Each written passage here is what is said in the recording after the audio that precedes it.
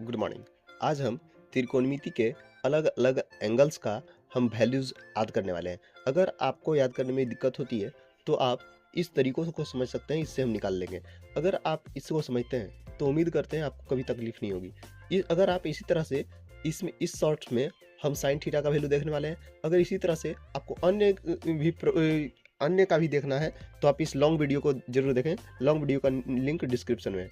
चलिए शुरू करते हैं। साइन थीटा का जब वैल्यू हमको निकालना होता है तो वो हमारे लिए हो जाता है नीचे की उंगलियों की संख्या और बटा में √4।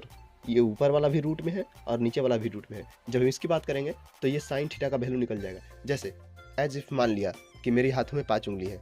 ये जो पहली उंगलियां हैं ये 0 डिग्री को बताती है, 30 डिग्री को बताती है, 45, ये 60 और ये 90। अलग अलग 5 उंगली हैं।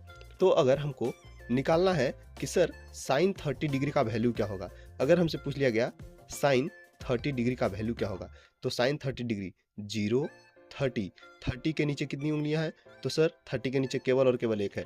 तो यहाँ से हम लिख देंगे फॉर्मूला ट्रिक के अनुसार से नीचे की उंगलियों की संख्या रूट में, तो नीचे की उंगलियों की संख्या जो है वो √1 होगा और बटा में √4 होगा। तो √4 हम देंगे तो यहाँ से हो जाएगा सर √1 का वैल्यू कितना, तो 1, और √4 का वैल्यू कितना, तो 2। तो यहाँ से साइन 30 डिग्री का वैल्यू 1/2 हो गया, 1/2 हो गया।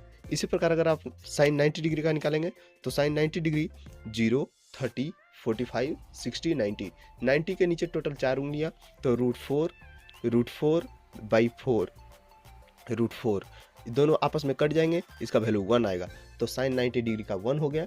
उसी प्रकार साइन 60 डिग्री √3/2 हो जाएगा। इसी का व्युत्क्रम होता है कॉसेक थीटा। तो आपको पता है ये उल्टा कर देंगे, नीचे का ऊपर और ऊपर का नीचे, यानी कि ये 2 हो गया, ये 2/√3 हो गया, और इसका कॉसेक थीटा का कॉसेक 90 डिग्री का 1 हो गया। तो ये वैल्यू है। उम्मीद करते हैं आपको समझ में होगा।